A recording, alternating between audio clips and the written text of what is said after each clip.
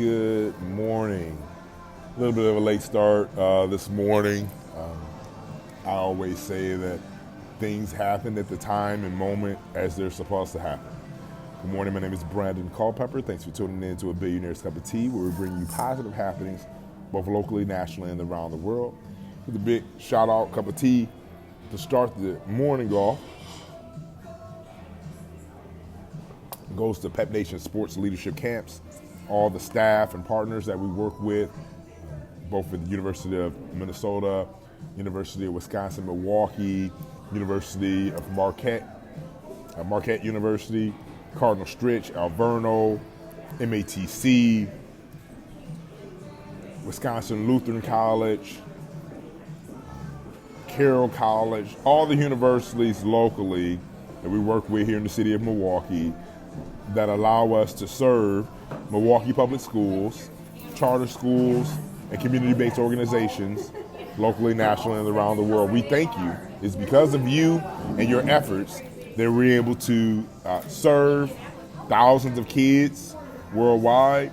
It's because of you and your efforts that we're able to be recognized and acknowledged as a game changer, as a trailblazer, alongside of MATC for the 2019 20th anniversary milestone Mandy Awards here in Milwaukee, Wisconsin. So big shout out to LISC, Mandy Awards, all of our partners, and Pep Nation Sports Leadership Camps for an outstanding accomplishment. Job well done. I have a few things that I'm going to share with you this morning that we're going to have to move on. Very busy time, outstanding time to be in the city of Milwaukee. For all those that tune in, locally, nationally, and around the world, Milwaukee is probably one of the best places to be in the world right now. Coupled with the fact that we have 20% of the world's fresh water, which makes Milwaukee, Wisconsin a world power. I met with one of my partners last night, and he said, I just don't understand, why are people moving back here to Milwaukee? I said, because we're a world power. He said, that doesn't make sense though. Why are they choosing Milwaukee over all these great places that you can live, around the nation and world? And truly, I can tell you that the fight is because we have water. 20% of the world's fresh water. I even went as far as to tell him that all this Putin and Trump BS really has to do with fresh water. That's my assumption. We want to chalk it up to elections and all this kind of stuff, but in my opinion, a lot of this has to do with water. Why? Because Russia has the largest body of fresh water in the world, and Wisconsin, the Midwest, has the second largest body of fresh water in the world. So that's in the U.S., Russia, Putin, you get my drift. Nevertheless, recognize and acknowledge that the place that you live is the place to be. I went to an event yesterday, so another shout out, big cup of tea, to No Studios. This is a new location that opened up in, I want to say, it's off of McKinley. It's near the UWM Zilber building, the old Pabst Brewery location, very close to where the Milwaukee Bucks play.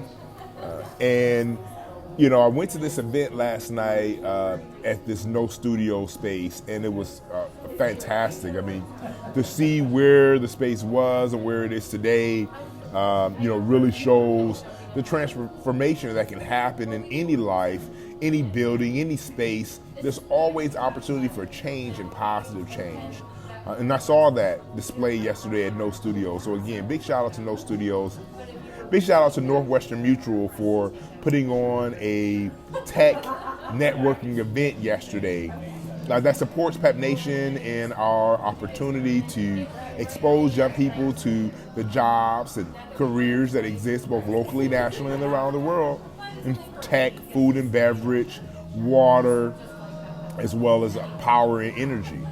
So being at this conference, or this opportunity yesterday, networking, meeting with people that are like-minded, really just gave me a great sense of hope of where this city is going and so how far we've come. And we still have a long way to go, but I'm thankful for Northwestern Mutual, for No Studios, and all those who attended last night to recognize the greatness happening in our city.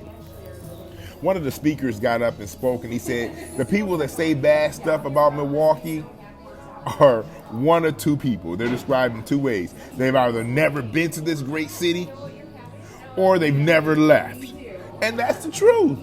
People that talk about Milwaukee, saying this is a bad place, reading all the garbage that our media puts out, listening to all the garbage news that media puts out, they only see and hear bad stuff, especially about African Americans, Latinas, about this being one of the most segregated cities in the world. One lady came here and said, even your streets are segregated, because she was going down 3rd Street, and at a certain point, 3rd Street ends and turns into MLK ends and turns into Old World 3rd Street. And then looking at Cesar Chavez, and how at a certain point Cesar Chavez is no more. They're like, even your streets are segregated, which is interesting. I never even thought about it like that. Why is it that MLK doesn't go over to the north side, outside of the fact that 3rd Street kind of gets chopped up as you go along? But why is it that Cesar Chavez doesn't go all the way into the north side? Those little things, like Belle Phillips. We named the street after Belle Phillips, phenomenal woman. If you don't know who she is, or you're not from the city of Milwaukee, or even if you are and you're familiar with Belle Phillips, let's do a little research on this lady. So now we've named and acknowledged a street after her, and we want that to go from north side of Milwaukee to south side of Milwaukee. Same thing with MLK, that representation all the way through the city. Same thing with Cesar Chavez, all the way through the city. And these are things that are put on by some good friends of mine, Light the Home. They're looking at these different initiatives to, acknowledge the greatness that is in our city, and we're thankful. So shout outs to No Studios off of McKinley. Shout out to Northwestern Mutual and their efforts to acknowledge and represent and highlight the great things that are happening in the city. Shout out to Light the Home for their work. They're looking to light the Home Bridge. If you haven't seen that or read any articles about that, imagine that bridge lit up. It just adds just another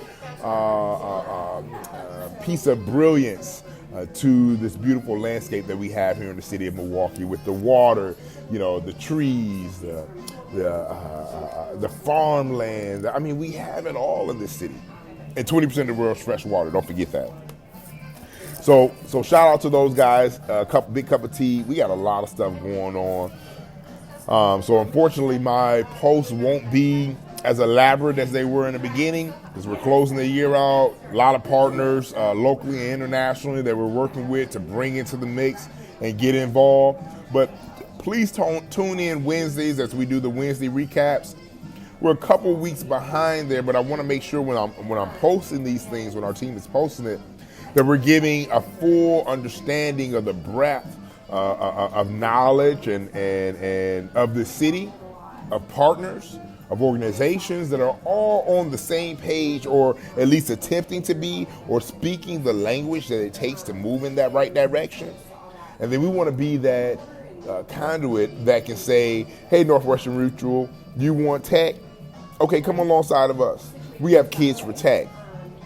Hey, Freighter Hospital and CTSI, you have tech opportunity and opportunities in your medical field. Come alongside of us. We have kids. And together, let's build a cohort of young people that can fill the gap when it comes to play, when all these great people that have been working for so many years decides to retire. Who's going to fill that void? So Pep Nation has,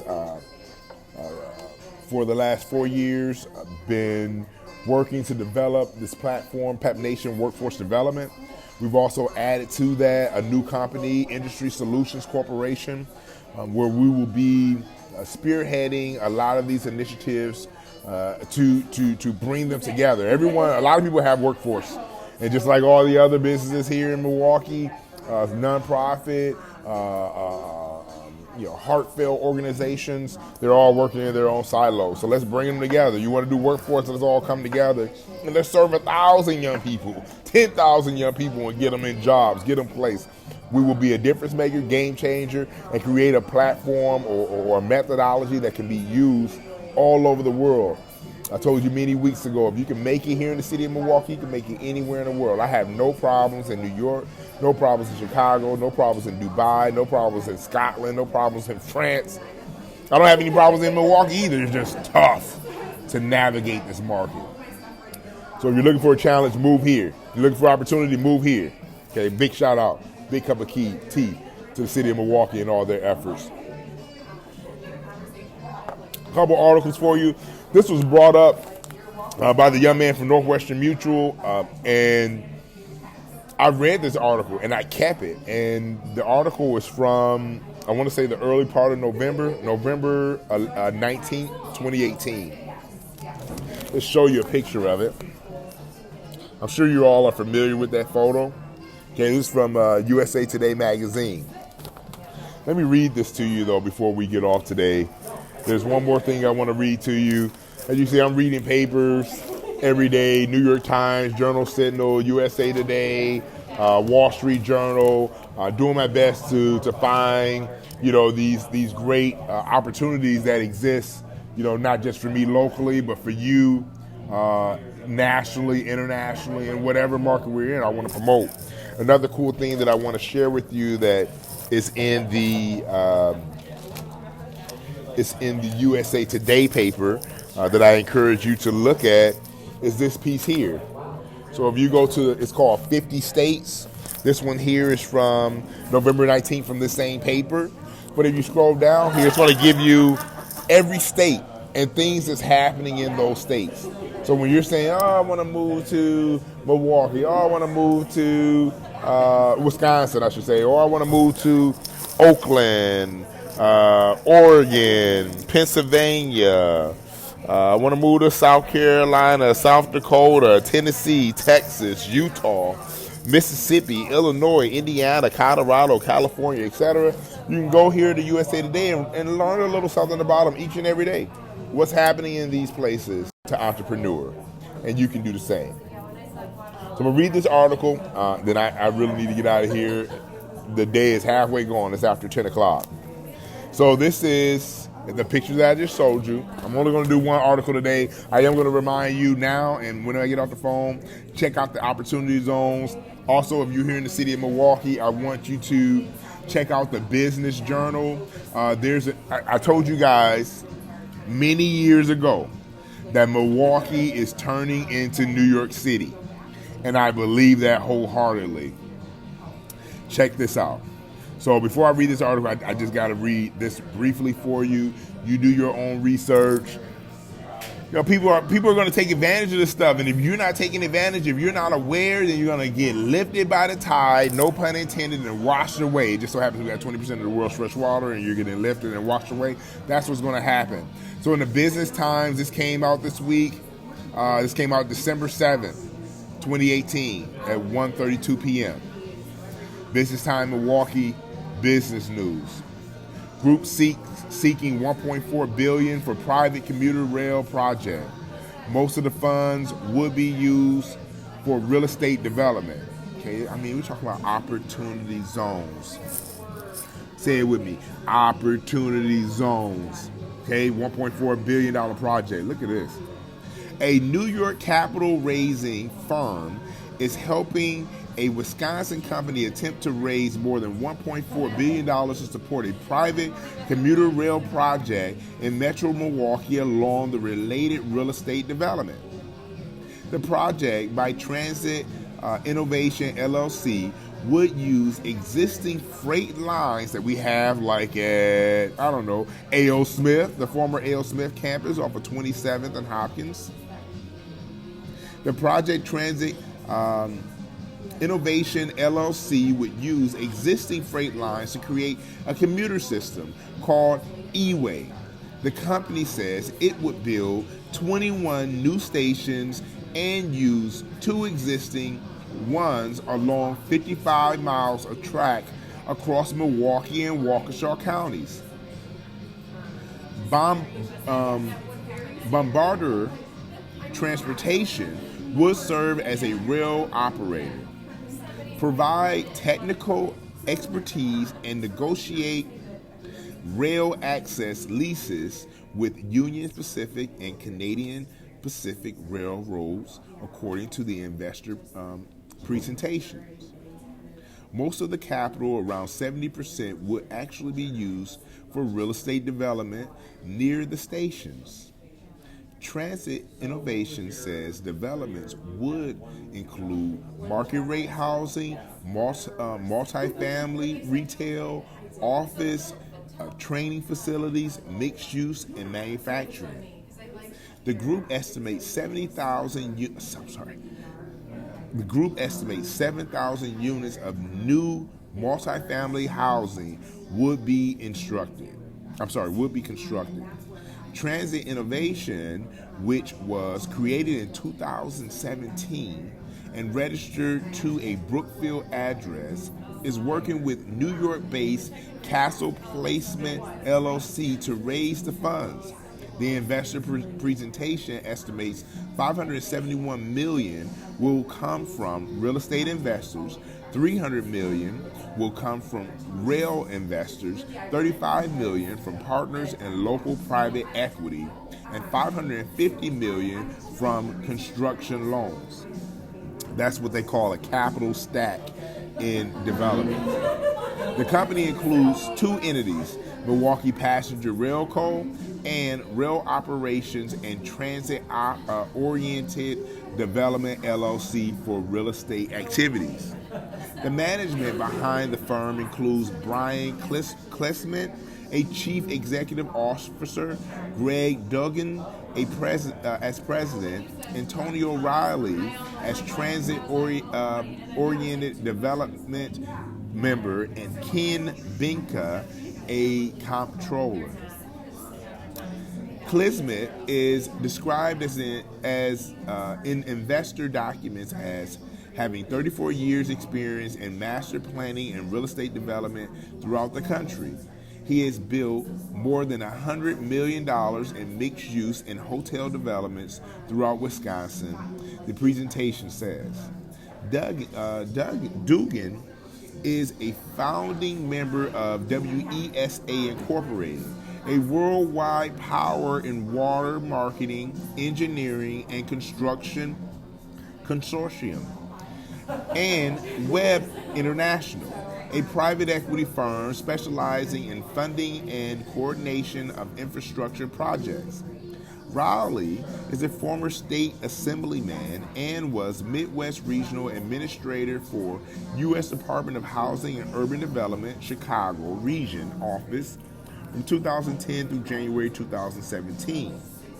Binka is described as the chief architect of the MPRC and Todd Finance Assumptions in presentations and worked with Klesman for more than 20 years.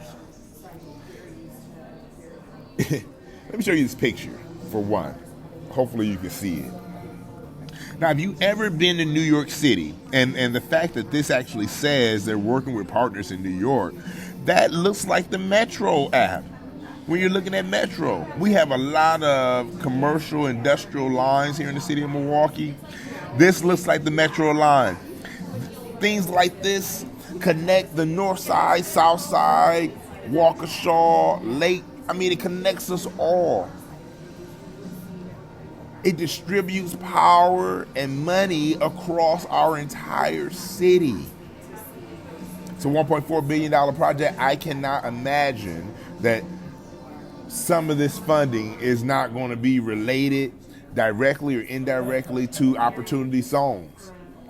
It is predicted that $100 billion of opportunity zones will fall as soon as it's cleared. So why would you get prepared? Check it out. The article came out on the 7th. Biz Journal. It's live. It's out here. Promote it. Talk about it. Build it. Get in someone's house. Call the developers. Get in their mix. Say you want to be a part of it. You want to work on the trains. You want to sell the trains. You want to be a part of the marketing. Whatever. But find your place and get in line. Big shout out to those guys in New York City, the guys out in Brookfield who are putting this project together. I'm very proud of you for what you're doing with our city. But ladies and gentlemen, if you don't wake up and recognize the changes that are happening right in front of you, right underneath your nose, you will get lifted by the tide and washed away to probably brown deer. Last note, let's talk about this picture, this article, November 19, 2018. One of the most influential photos ever, Earth-wise, snapped by Apollo 8 astronaut William Andres on Christmas Eve in 1968. There was a lot of stuff happening in the 60s. This article, I'm just going to read a little bit. I encourage you to go to usatoday.com. If you get this paper in the mail, go back and see if you can find this article. Pull out and read it. It reminds me of today, and in my life. There's so much stuff happening around us. There's so many things happening. In 1968, just one of the excerpts from the article I'll read, but there was some real turmoil happening. We're talking about Vietnam. We're talking about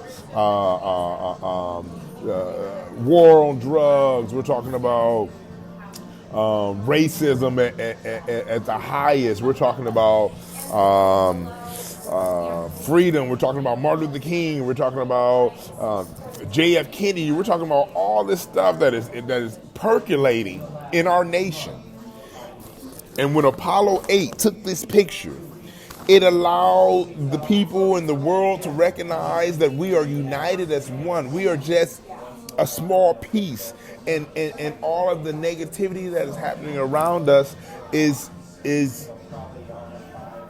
infinite to the true power and gifts that we have as mankind. This photo, it put a halt on all of the trash, and it made man equal. No matter your color, no matter your nationality, no matter the country, your orientation, any of that. When this photo was taken and showed to the world, it created common ground for all. And right now, ladies and gentlemen, we're looking for that common ground. We're looking for that common ground in Milwaukee. We're looking for this type of impact, whether that be from a passenger rail train, whether that be from opportunity zones and coming down to employ and create infrastructure in some communities that have fallen behind. This is the type of moment in time that we're living in. Groundbreaking moment where we need to realize that we are equal, and together we are great. In the grip of it's almost hard to read. In the grip of the upheaval and loss that defined 1968, from the war in Vietnam to the assassination of Robert F. Kennedy and Martin Luther King Jr., to riots in the U.S. streets, Americans were aching for moments of unity and triumph. The race to the moon helped provide those moments and ultimately filled not only Americans but humans across the globe with a rare feeling of solidarity when, for the first time, man escaped the bounds of Earth. And as those turbulent 12 months of 1968 drew down, it was from a sandy strip of land on Florida's East Coast that the country felt a jolt of hope and inspiration. I mean, this is a great article, man. Even how it's written, you know what I'm saying? Shout out to USA Today, big cup of tea for what they've done and what they've accomplished and what they're continuing to do. But while the year would end with a stunning view of the Earth from Apollo 8 and a Christmas Eve reading from the book of Genesis by a trio of astronauts orbiting the moon, it began somberly. In January 1968, only 1 year had passed since the devastating fire ripped through Apollo spacecraft, where 3 astronauts, Roger, Kathy, Ed White II and Virgil Gus Grissom were buckled in and training at Cape Kennedy Air Force Station Launch Complex. 34.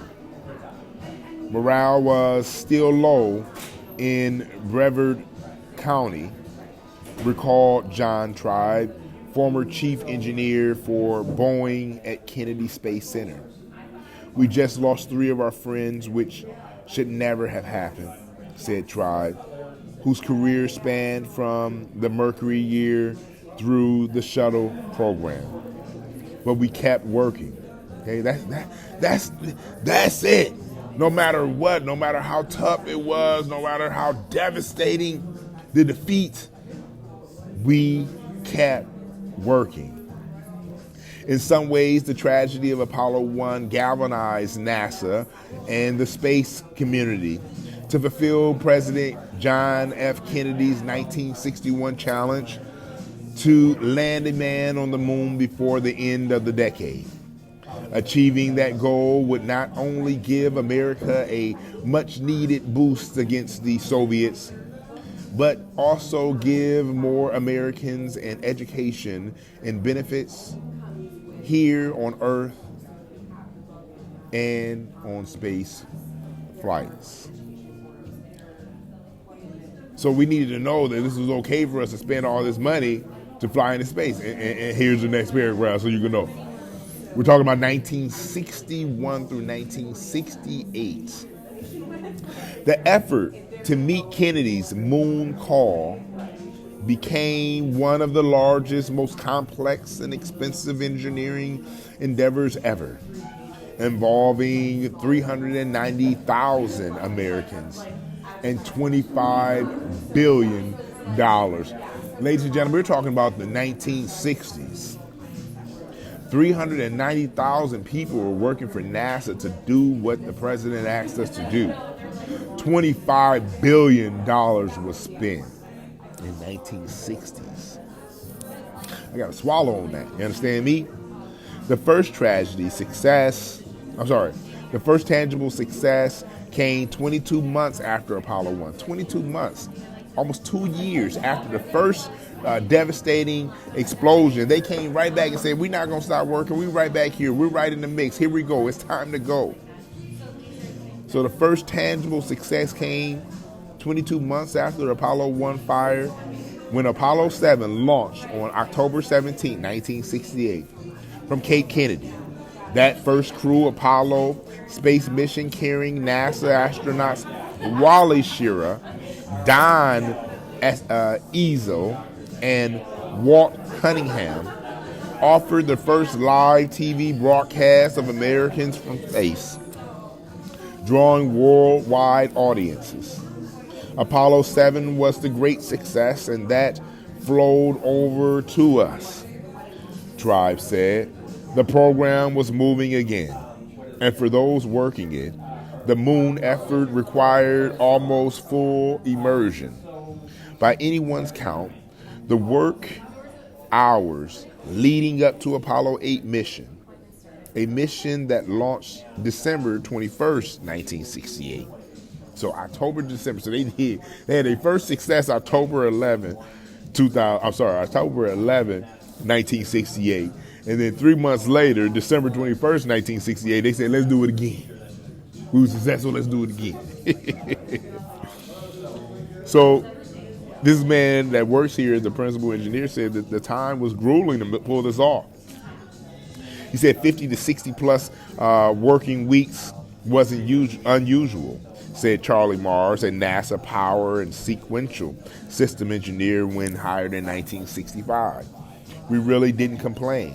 Now the wives did, okay, which I'm not married, but I'm sure once I get married, it's like Marcus Garvey, you know, your wife, your significant other has to recognize, appreciate that you are on a mission. And that significant other has to understand that mission sometimes has to take precedence in order for it to be accomplished for the betterment of your family and mankind that follows.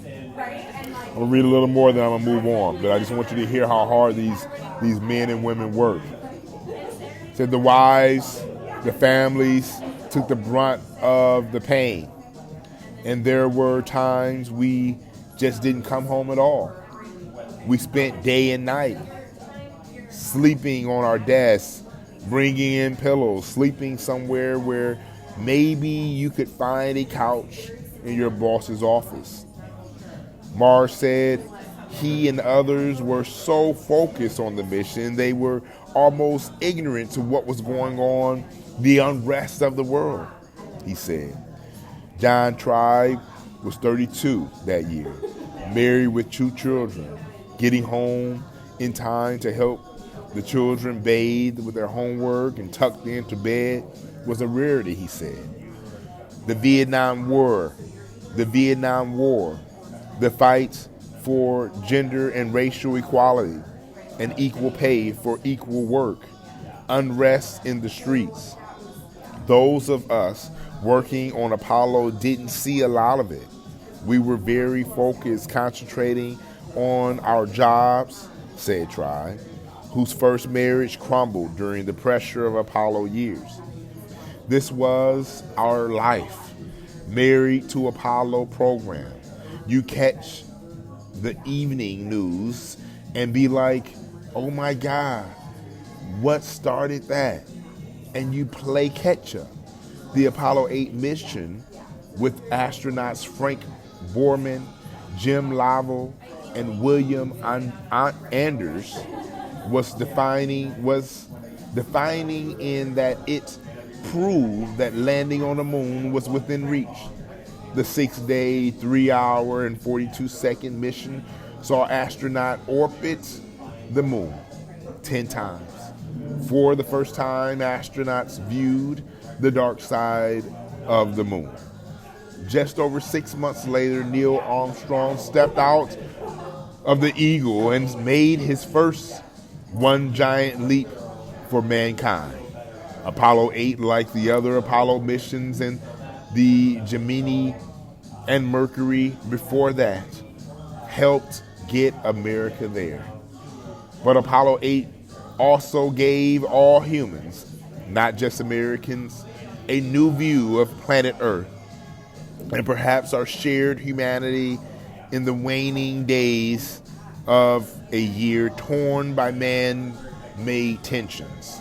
The iconic Earthrise photo taken by astronaut Bill Anders showed the blue marble in the distance, with the moon surface in the foreground. Stark and stunning. It gave humanity a look at their fragile planet as seen from space. It's still a significant photograph, said Hazel Banks, who worked with NASA from December 1965 through Apollo 15. Earthwise was like going back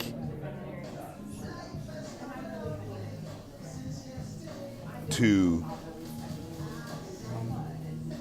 Michelango and something, she said. So what is Michelango, you say? And I'm about to get off, but you know, this article is inspiring to me. You know what I'm saying? Because, you know, like I said, this is a very tense, emotional time that we live in, just like this one. Although I would say that perhaps, you know, Vietnam War isn't, you know, that type of energy isn't around us, even though we have a lot of tensions between other countries. The fight for gender, racial equality, and equal pay, that still exists. We're still fighting for that.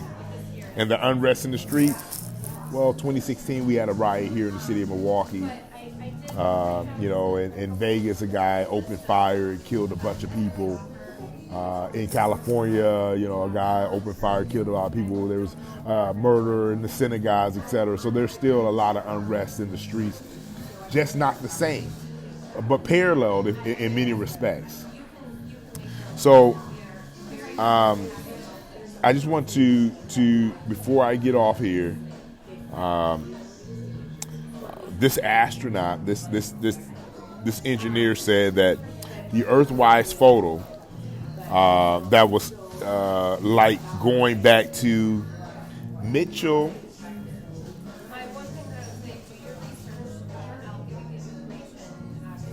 Oh my God, forgive me. She didn't say that. She said this Earthwide photo was like going back to Michelangelo. Okay, so if you don't know who Michelangelo da Vinci is, Michelangelo da Vinci, considered by many to be the greatest artist of his lifetime, and by some the greatest artist of all time. His artistic versatility was of such a high order that he is often considered a contender for the title of the archetypal Renaissance man, along with his rival, the fellow Florentine clients of Medici, Leonardo da Vinci. So,